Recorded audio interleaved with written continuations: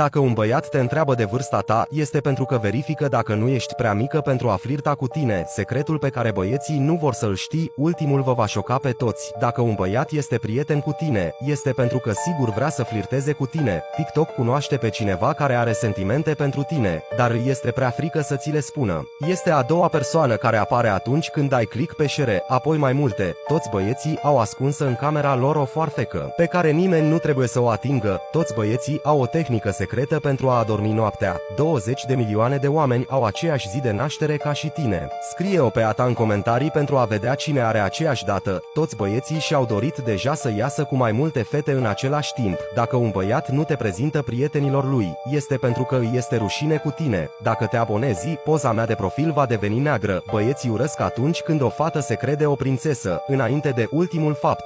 Abonați-vă și dați like la videoclip pentru a primi vești bune în DM-urile voastre. Dacă